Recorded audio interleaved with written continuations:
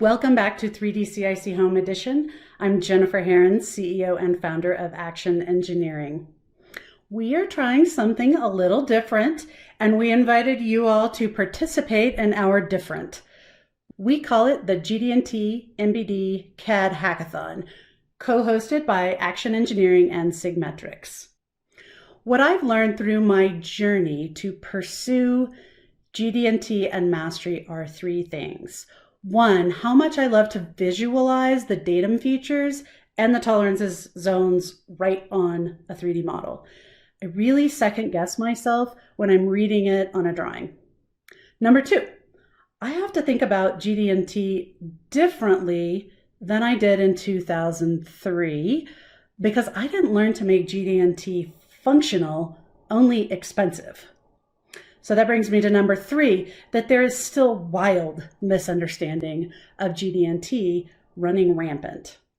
Today, Ryan Gelotte of Action Engineering and Stephen Werst of Sigmetrix are going to walk us through how to apply GD&T using MBD on something that seems super simple, a door hinge. I really enjoy listening to them discuss why and what geometric tolerances they selected. I know the people we work with tend to get caught up in profile tolerances and what that means for inspection.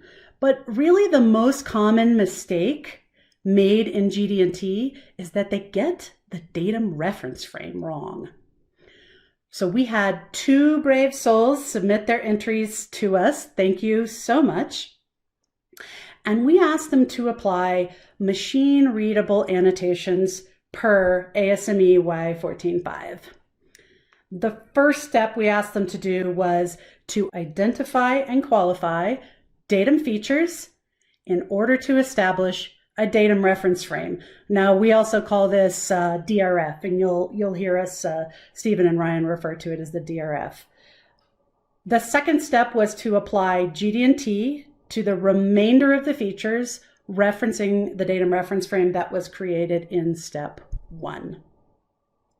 And third, we asked that submitters only use plus-minus dimensions when describing features of size. I know that I learned by listening and watching, so I hope that you all will also learn while listening and watching Ryan and Stephen unambiguously set up the MBD GD&T for each half of the hinge and the hinge pin, all of this within the context of the assembly. Thanks for watching, and let's see what happens. This is in Creo. Let's start here. Just a review. We wanted to apply the GD&T to the components of this assembly properly from a product function point of view, so that the door, these two sides of the door remain parallel and somewhat located to each other, right? We didn't necessarily say specifically it has to be within a half an inch parallel to the other one.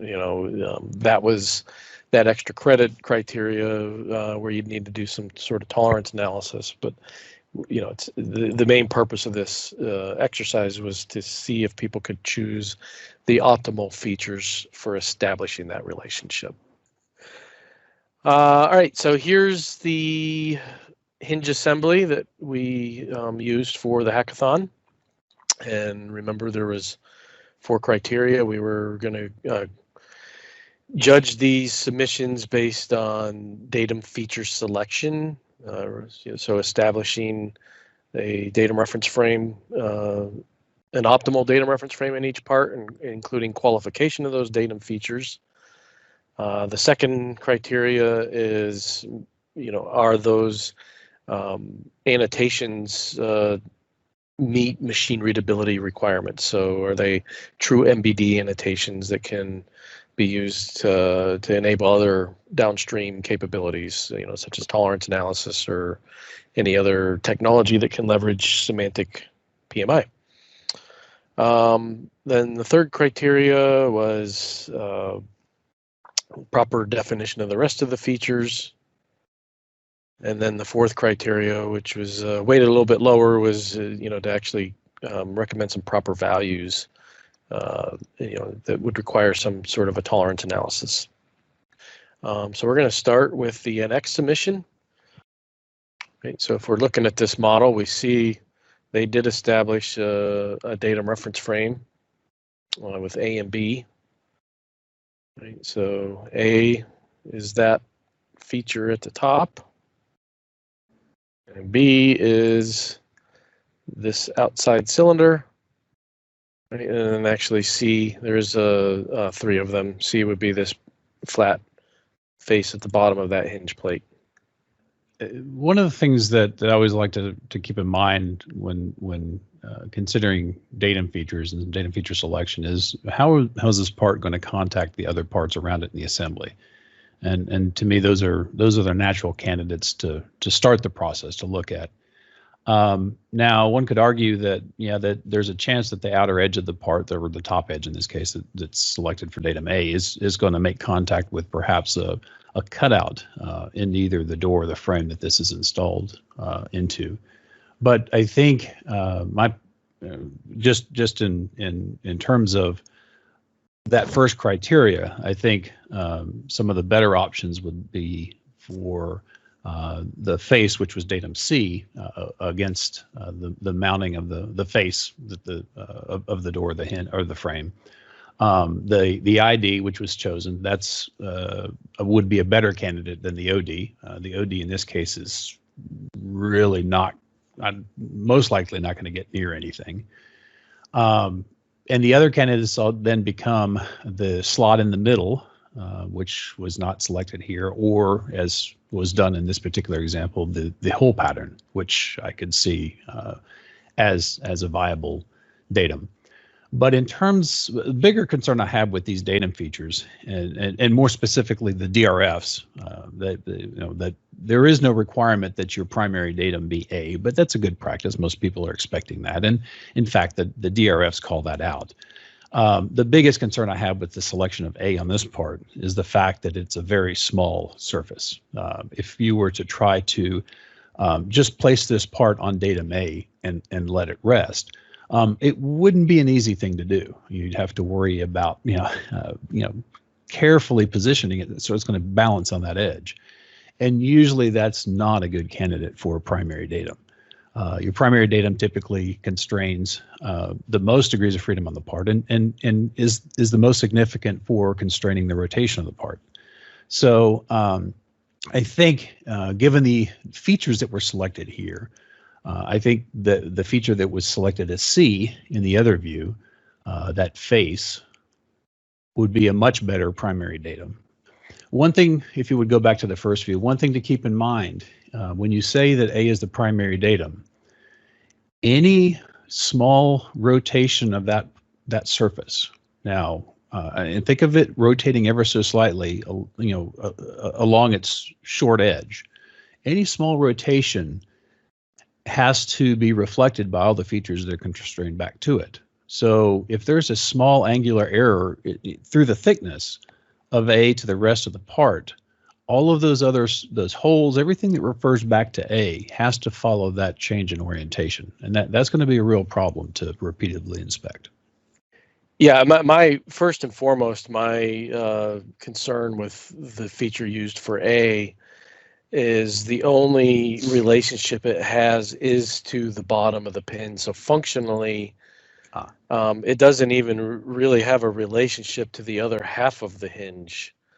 Now I could see the rationalization of being, well, it controls the pin being fully inserted and bottoms out on that. But is that relationship really important? Is that relationship really going to affect the orientation and location of the door, that's mounted, that these hinges are mounted to? So datum A, for me, that's where I struggled the most. Just functionally, it didn't seem like an ideal candidate. And then the same thing with B. When you look at the outside of that feature, it really is all clearance. So functionally, I think the only thing that feature does is ensures there's enough material here that, you know, you're not creating a weak point that hinge is going to break or crack there if there's too much stress put, you know, transferred from that pin into the hinge. So yeah, I definitely kind of share your concerns with the functionality of the features specified, and then, you know, obviously, you know, you have this large surface that's ultimately mounted to the door. You know, that to me is especially controlling the orientation of that door. That's the one that does the majority of the work. So yeah, I think I agree with everything all of your concerns, and yeah. Well, and to a point you made earlier, right? You even brought it up. I mean, that's such a small surface. Right. You know, yeah, this may be made out of some sort of stock sheet metal part or all machined. Regardless, if you're machining that and it's out of angularity just in the slightest to the rest of the part, you know, it's kind of like wagging the dog by the tail. You know, you're going to meet your flatness requirement of feature A, but everything else is going to be out, including the axis here. Right. Of this. So it's just exacerbated, you know, if we machined our datum feature A, not ideally, you know, to have being perpendicular to the stock material. So, and I'm going to speculate, give them the benefit of the doubt that that's trying to control the distance from B to C, but it's not clear. That's kind of getting to the semantic definition. You know, think about what somebody who's not familiar with this part, not familiar with the design intent, I would say, think about what is the perception they have when they look at this. And just, again, the very question that I asked is it clear just initially looking at this without having to explore other callouts what that 0.16 is intended to do? So. Yeah, and it does seem reasonable to, I guess, assume that this is the relationship that's trying to be captured here. Yeah. Right. But machines aren't good at assuming. They need some explicit definitions. So, yeah, absolutely. missing that semantic reference is, I think, pretty key to truly removing any ambiguity here. You know, is it the center of the hole or is it the center of the outside? Right. So here we have the shaft of the pin and the length of the pin. Right, so this one doesn't have any GD&T, which, yeah, you know, maybe for a pin it's not 100% necessary. I mean, likely it's going to work, right? But there is really nothing here that's defining any relationships and mathematically establishing features that you know, have a relationship with the features in those other two parts that we just talked about. Okay, well, do we have anything else about our first mission? I was going to say one thing for the people watching this, just to be clear, this isn't intended to be an exhaustive review of everything that's you know, could be improved or could be changed. What we're just focusing on very quickly is high level. You saw the 4 judging criteria. That's kind of what we're emphasizing. There may be something we don't catch. This is not intended to be a drawing review. This is just a very high level discussion on the application of GD&T and datum selection and things like that. So the next one we want to talk about, unfortunately, this person didn't have access to some semantic, you know, 3D MBD GD&T tools, or they just chose not to use them. But we want to still go through, right? I mean, and go through the criteria. So, you know, proper datum selection, proper qualification, you know, that second criteria, machine readable annotations.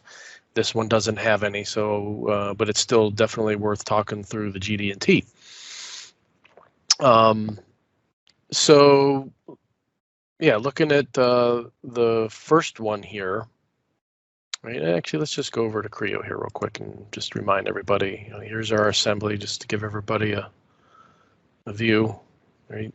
So we have this pin that, to me, the key aspect of this is this pin's really controlling both of those parts and how they're assembled. So that should tell us something right there, right?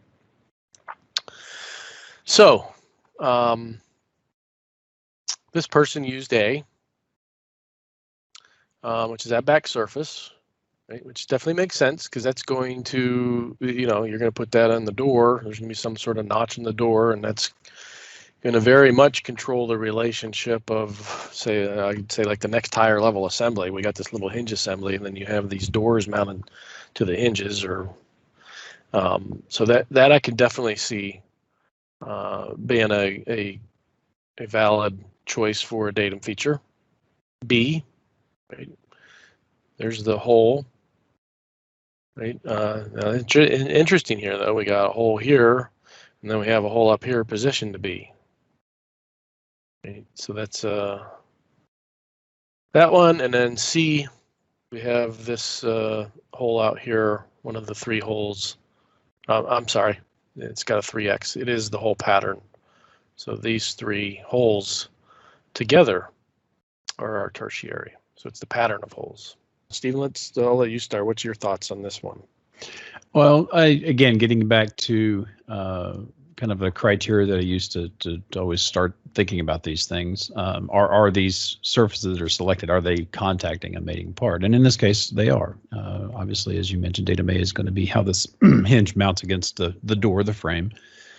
B is going to interface with the pin, and C is going to control the kind of the clocking and rotation of the hinge on whatever it's being mounted to.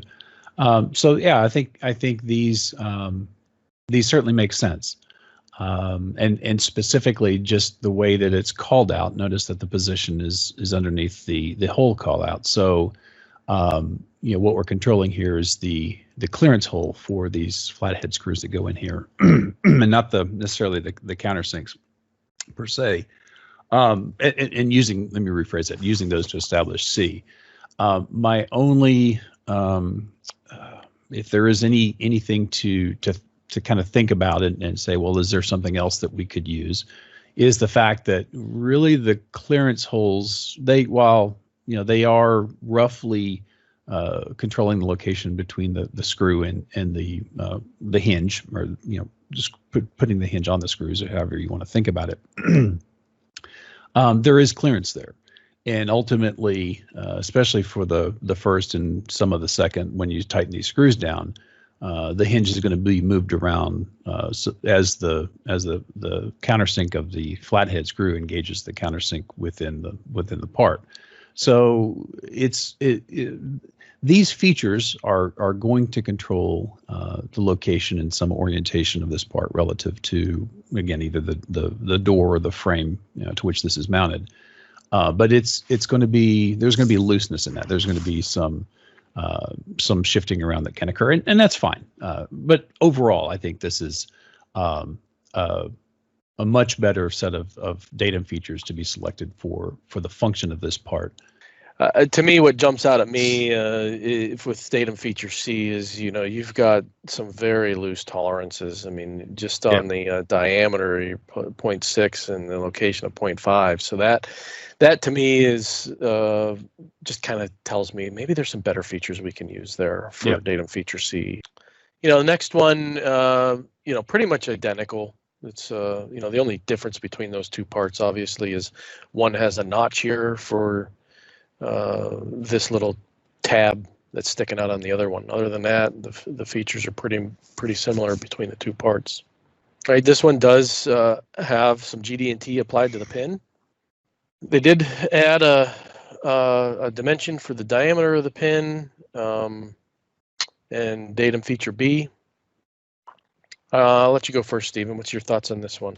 Looking at this, I think the datums here are make sense. I think datum A, if you're going to use it, should be the OD. That's the most functional surface of the pin. In fact, that's probably the critical surface of the pin. And then datum B is just to set a reference for traversing along the length of it. So datum features themselves look good in terms of what was selected. Yeah, no, you pretty much said it. I'll keep coming back to that machine readability aspect. I mean, well, for 20 plus years, I saw datum features designated on drawings without qualifying them per se many times, right? But it does, if you are looking to automate like CMM programming and whatever downstream consumption that can leverage GD&T, even if it's not that important, you could still put a perpendicularity tolerance of this to make it a big number. If it doesn't really matter, because like you said, this is going to control how far that pin can be pushed down into the hinge. Is that really important, right? You want to make sure it goes all the way in, but it doesn't matter if this thing's even at a 45-degree angle from that. It's going to bottom out. It's just going to bottom out on one side of it. So put something there, right? It doesn't hurt. To me, the bigger challenge I have with this one is this profile tolerance, because I really don't know what that feature is. That's rather ambiguous, right? Is it the conical surface? Is it the end of the pin? Because the end of the pin really just has a basic dimension. But this, to me, just is a really good example of the ambiguity of 2D drawings. And when we look at the model, you'll see that ambiguity completely goes away. Do we have anything else we want to talk about? I don't think B is qualified to A. We have a size call out, and the top diameter has a position relative to B, but what is the distance and the orientation of B with respect to A? From this view, how much to the left or right can B move and still have an acceptable part? Pretty critical on this one, much more so than on the perpendicularity of the pin. But I agree. I mean, if you're going to put a datum feature on, and in fact, as you were talking on the pin, I was thinking, people often see GD&T and they think, well, this is really important. I've got to make it really, really precise. And if there's not a tolerance, they might assume that they have to keep something much tighter than they really do.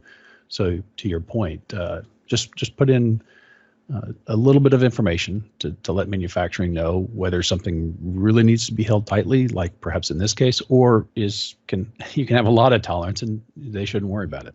Not only just the location of that feature, but the orientation of it too, right? Right. And then if we look at the other hole here, it's located to B. That's probably good enough. I don't think you necessarily need A and B, because you really your intent here is you want it to be coaxial to B. Right. Exactly. So yeah. I mean, and I think we've all probably worked in scenarios where GD&T oftentimes was applied to capture how a part's made or how it's inspected and fixtured, and that's not really the purpose of GD&T, right? It's meant to control the relationship between parts from a functional point of view: product, form, fit, and function. Drum roll. Let's go over here to the Hinge Assembly. So I'll kind of talk through this first. I'm going to start with the easiest one, right? So functionally, when we look at that pin, right? I mean, the pin has really one main feature, and we kind of all agreed that that main feature is the shaft of the pin. That's what interfaces pretty tightly, for that matter. There's not really a whole lot of clearance. That's a close fit relationship to those holes in the other two parts, and then it bottoms out here on the top. So let's see how we tolerance the pin. This is one where all the GD&T could be captured in one view, so we did it all in one view. We definitely recognize that functionally is the most important feature. Right? So that's our primary datum. That's going to do the bulk of the work when it comes to locating the two sides of the hinge to each other. Right? That's the primary feature that's doing that. Then for datum feature B, right, we did add a 2000s perpendicularity tolerance. That was somewhat arbitrary. 2000s, 5000s, 10,000s. I'm not sure it really matters a whole lot functionally, but we want to put something there. Feature here, right, that's from the bottom face to control the length of this pin. Right? That could have also been done using a profile tolerance, but we just chose to use a plus minus dimension there. The head of the pin, is a size feature located from also datum feature B. So we have we're the key principle here is we're using that same origin datum feature B to locate those two surfaces from the top of the head and the bottom of the pen. And then finally, we have 3 chamfer features, right?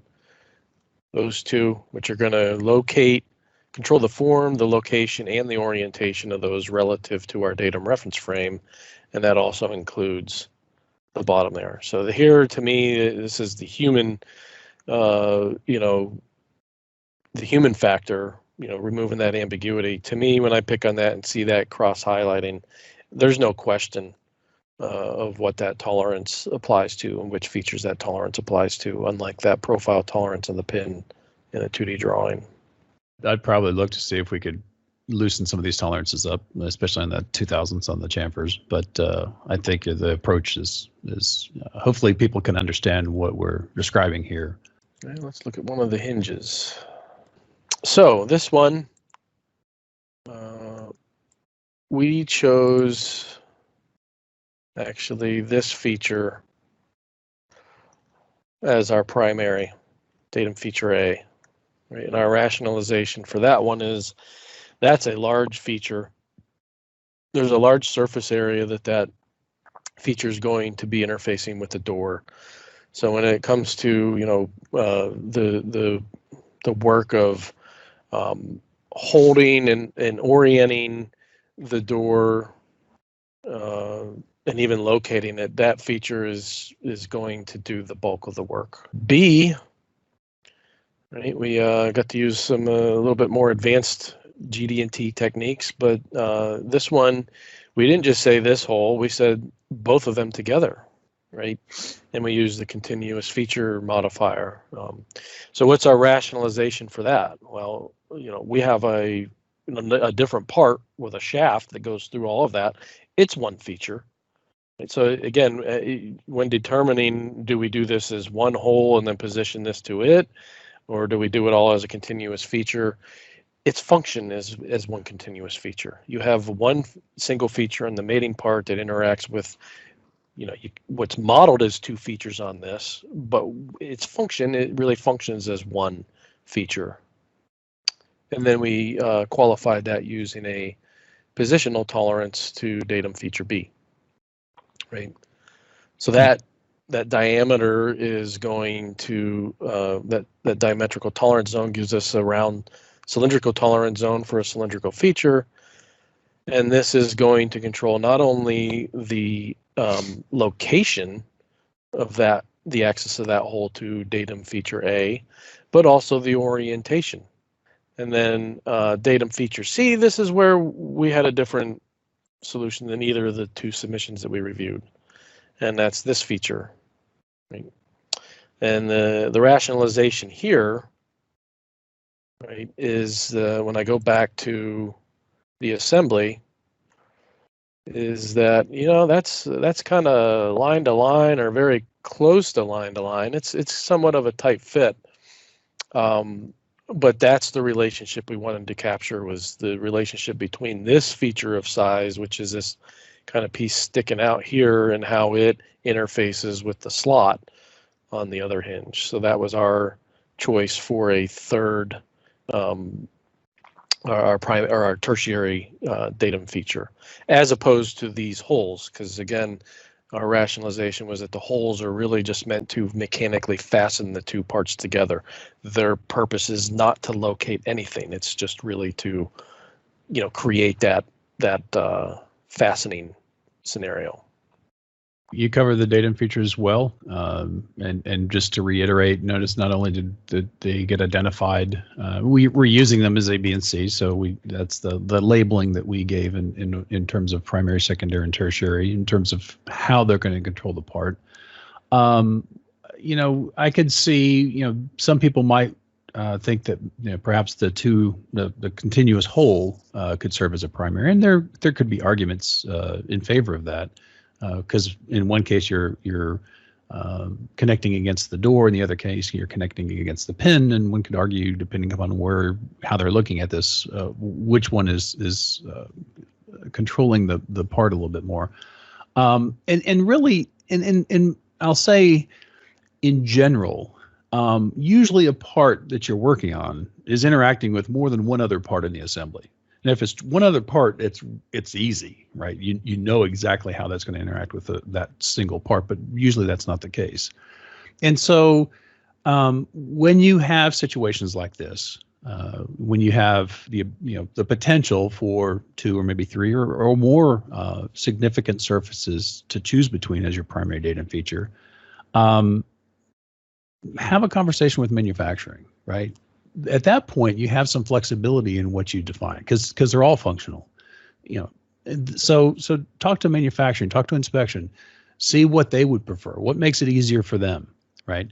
And we felt Ryan may have more experience in manufacturing than I do, or in inspection than I do, but we felt that that using that bigger, larger surface would be a better for these 2 candidates in terms of acting as a primary. But one could argue that the idea of the whole could be serving that purpose as well.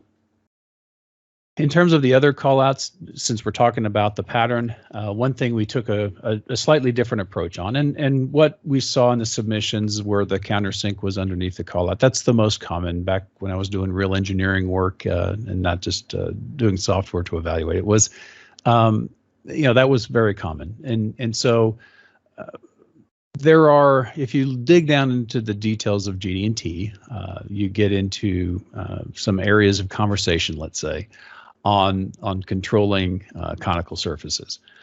So to be as clear as possible, we just said, let's control the clearance holes with a larger tolerance, put a material modifier on it, because all we're concerned with there is that they're not interfering with the screw.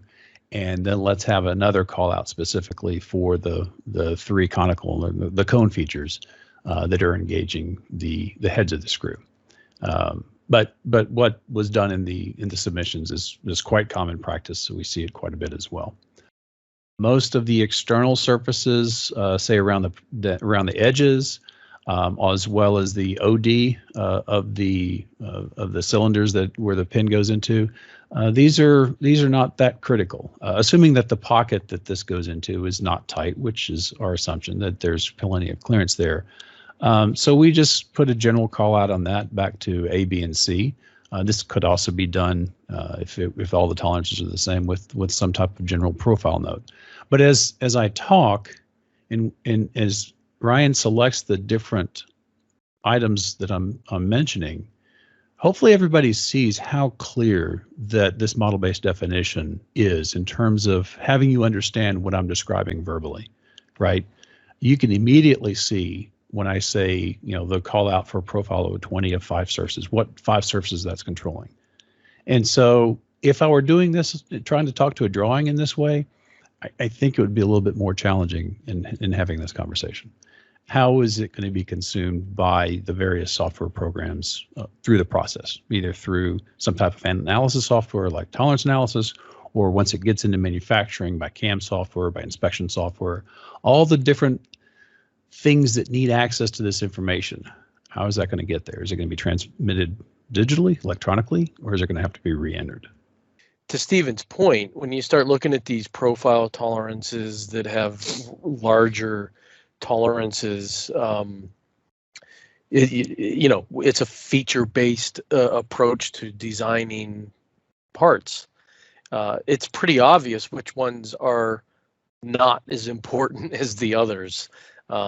So I think one of the greatest benefits of GD&T and following this approach is it becomes very easy to understand which features are the ones doing the heavy lifting and which ones are really there just because everything's got to be connected by some other material.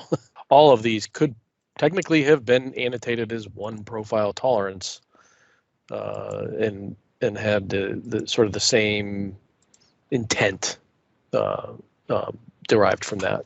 Same rationalization, same features, except one's a tab and one's a slot. That's really the only difference between these two.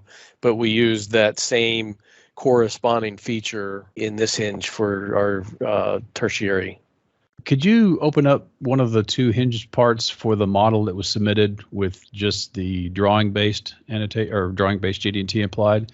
Notice that there are annotations in the model, but if Ryan selects them, it's important to understand these were done in the drawing mode, and so they're appearing in the model, I presume. But notice that they're not associated to what they're intending to control, right? We're not controlling these edges. That's not the intent of these. But something reading this information, if it's querying the surface, it's never going to find, and most software will query the surface, not the edges, because these edges, the theoretical sharp edges that exist in the CAD systems, don't exist on the parts, right? And so the software, whatever it be, whether it be tolerance analysis, CAM, CMM, whatever, is not going to be able to get access to this information, even though it's in the Creo models. And it is associated with an object. It's just not associated with the right object. You know, I'd like to definitely thank those who submitted, and I hope everybody still enjoys our discussion here. And I too want to thank those who submitted something. It was good to have something to talk through and you know, to discuss, and hopefully those who submitted and those who are watching have benefited from the discussion today. So, Jennifer, I've got one final question for you.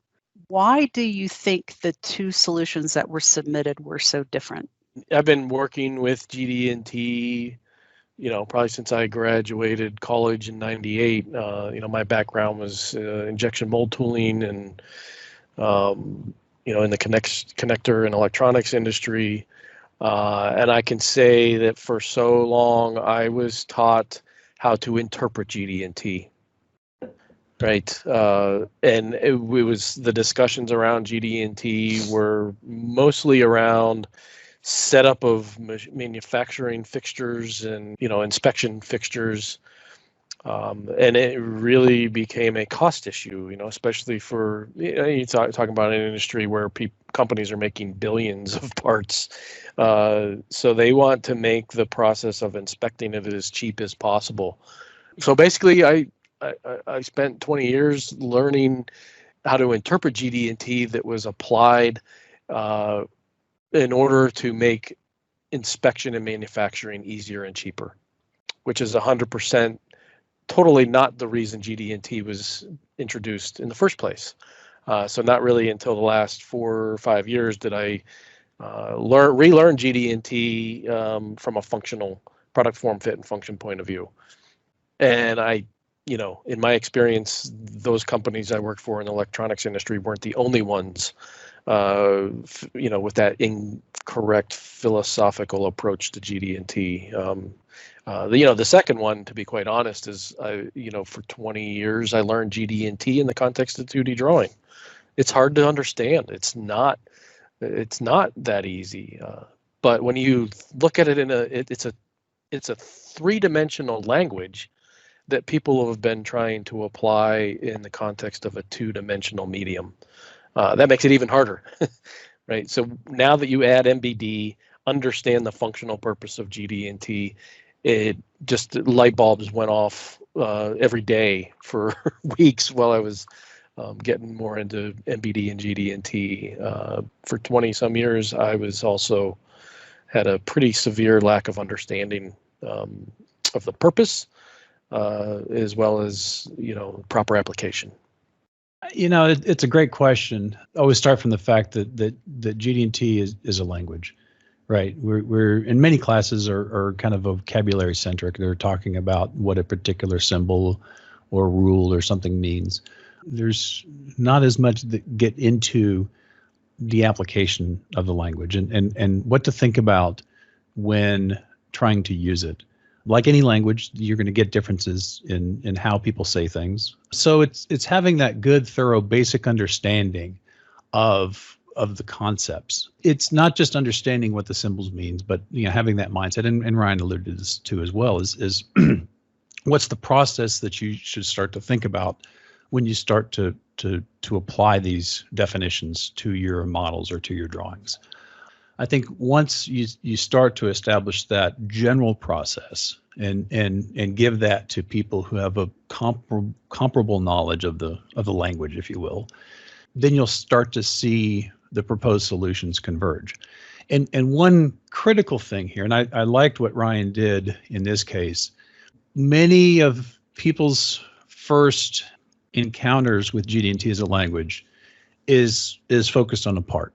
You know, we look at one part, we see some symbols, we talk about what they mean. We look at another part, we see some symbols, we talk about what they mean. But really GD&T begins at the assembly, right? It's this view of the assembly, and maybe even more than this, it's this view of this subassembly with the door and the frame attached to it, right? Once we see the context in which this particular assembly is going to be used, it establishes that initial entry point, if you will, into the process I was describing, to start thinking about, okay, how are these parts working together in the assembly? What do they interface with? What are they trying to do? And that leads into a great discussion of identifying your datum features. Again, these are the references for which we're going to control things on the part. And then identifying perhaps some of the more critical features that need to be controlled back to those datum features, and identifying perhaps what features are not that important, right? The ones that are going to get a bigger tolerance, a general tolerance. We're seeing more and more of this now, I think, with companies transitioning to model-based definition. If they're not realizing, they soon will, that if they're not using GD&T, it's going to severely limit the benefit they get from that transition to becoming model-based enterprises. And so if they haven't in the past adopted GD&T, this transition is going to be a catalyst to understanding the language better and thinking about a standardized set of processes by which they use that language to tackle the problems that they're trying to solve, and establish a communication, effective communication between design and manufacturing and inspection. Wow, did you guys notice that two GD&T experts agree? If you are new to GD&T, you'll know that rarely occurs.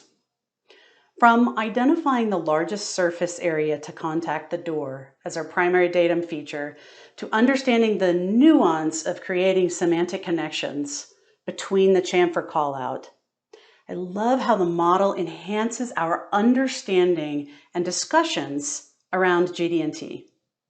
We ran out of time for Stephen to show you how to use the Sigmetrix tools for tolerance analysis, so we are going to have to do a part 2 of this event. Thank you to our brave contestants. We had 2 entries, and so each contestant wins a $100 prize. Thank you, Sigmetrix, for providing our prizes and for lending Stephen's brain, expertise, and professor skills alongside Ryan from Action Engineering. We want to hear your feedback about this format. We lovingly call these conversations CAD Talk. Let us know what you think about seeing real MBD examples and having hard conversations. At Action Engineering, our mission is to enable digital transformation by empowering model-based visionaries to make radical improvements by championing people with our technical expertise, inspiration, and grit. Our vision is to create a resilient future centered on connected, trusted models and an uplifted workforce. Until next time, keep challenging the status quo with thoughtful questions. Drive change by being vulnerable and brave, because I truly believe it is the only way to realize resiliency. I'm Jennifer Herron, CEO and founder of Action Engineering.